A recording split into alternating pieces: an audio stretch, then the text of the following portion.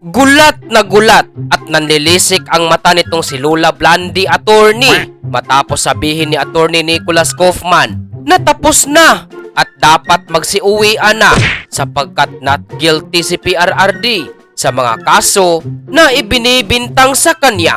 That Rodrigo Duterte is innocent of these charges leveled at him.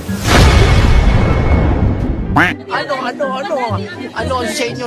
Natamimi kayo.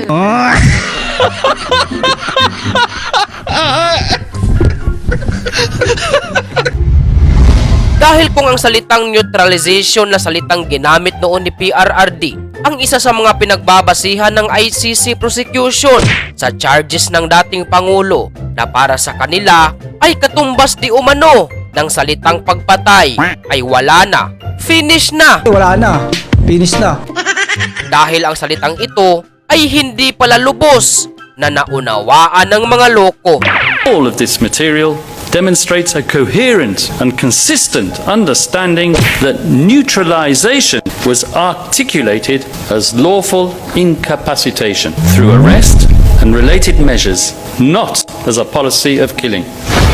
And if the prosecution's case for the common plan in counts 2 and 3 is based on Command Circular number 16 of 2016, we might as well pack up and go home because Mr. Duterte is simply not guilty.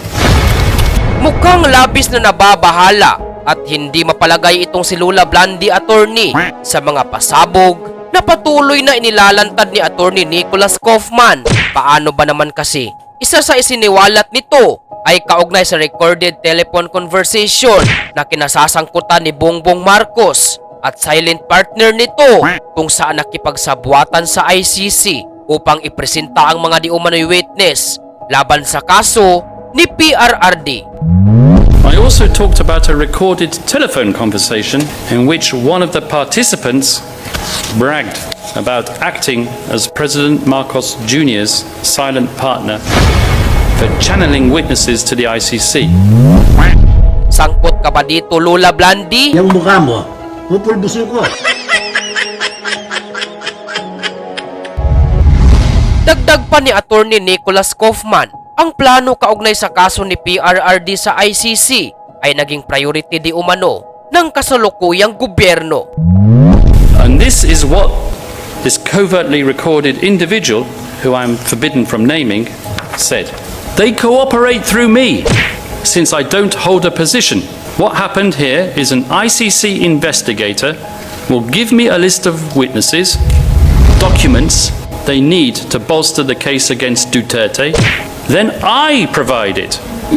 I give it to the different agencies so it can be approved. There are witnesses who need a pardon. I get the authority from the president. And they are granted a pardon. Basically, like that, it becomes a priority mission of the government. Isa sa malaking sampal sa kasalukuyang administrasyon ang pahayag na ito ni Atty. Kaufman. The conclusion is that there is no reason to believe that Duterte's disappearance from the political scene would have frustrated the ongoing incidents of murder at the hands of state agents or vigilantes. Kung saan inihayag nito na ngayong wala na sa pwesto si Fprrd ay bakit patuloy pa rin ang paglaganap ng krimen sa rehimeng Marcos Jr. at bakit hindi man lang ito iniimbestigahan ng prosekusyon.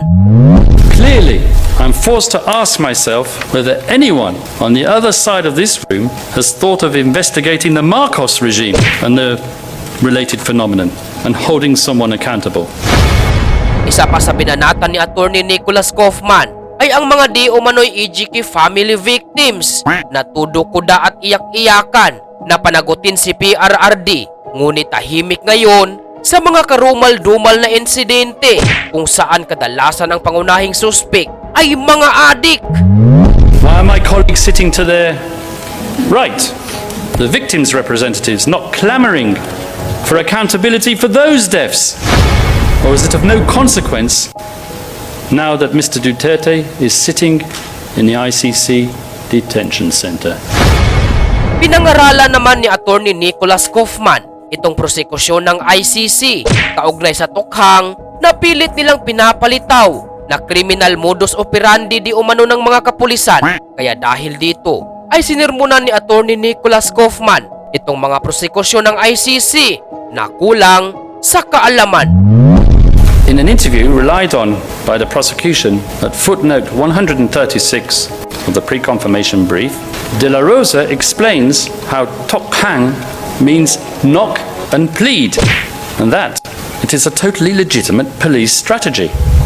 However, the citations relied on by the prosecution to infer that tok hang was a criminal modus operandi are completely taken out of context. Batay sa ginawang confirmation of charges laban kay Fprrd, malinaw pa sa sikat ng araw kung ebidensya lamang ang pagbabasihan at susundan. Walang napatunayan ang prosekusyon sa kanilang mga inilatag na argumento na mag-uugnay sa dating Pangulo sa mga inaakusa nilang kaso. Kaya ito ang naging konklusyon ni Atty.Nicholas Kaufman laban sa mga argumento na inilatag ng prosekusyon. Zero proof.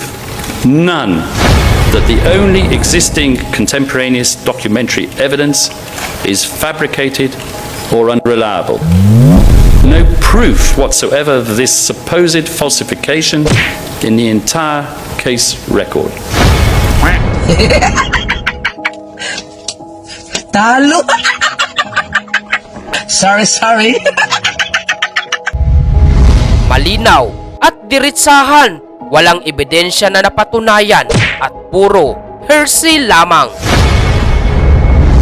Bagaman ngayon pa lamang ay masasabi na nating panalo na si Fprrd sa kaso laban sa kanya kung ebidensya lamang ang pag-uusapan. Subalit, hindi natin maisasantabi ang katotohanan, ang posibilidad na magiging bias ang banyagang hukuman dahil alam naman natin na sila ay bayad na ng administrasyon sa kasalukuyan kung saan tumanggap rin di umano ang mga ito ng mali-malitang galing sa kabanang bayan na pinatunayan mismo ng mga marino na nag-deliver at nag-escort sa mga ito.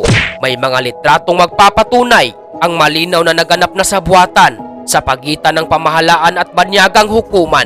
Kaya ito na lamang ang naging mensahe ni Fprrd sa mahal niyang bayan at sa lubos niyang minahal na mga mamamayan.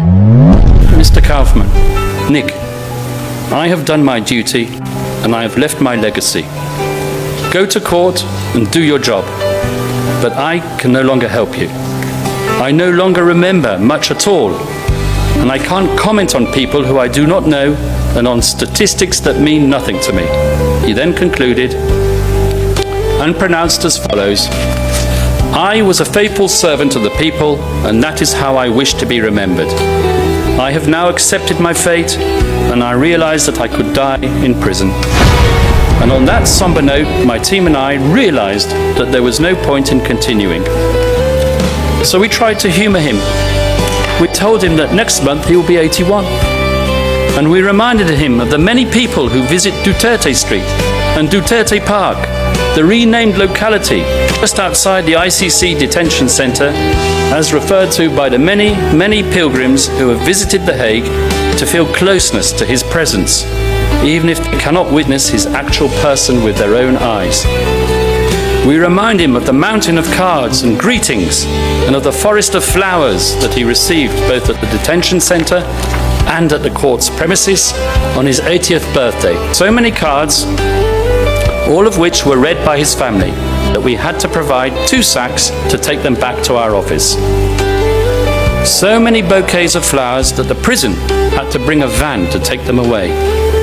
The flowers that reached the court premises were strategically placed around the building, and although so appealing and desirable and coveted by the staff, were avoided once the staff was told of their origin. So these flowers just rotted in the corridors until the smell forced them to be thrown away. We showed him some photographs of his family.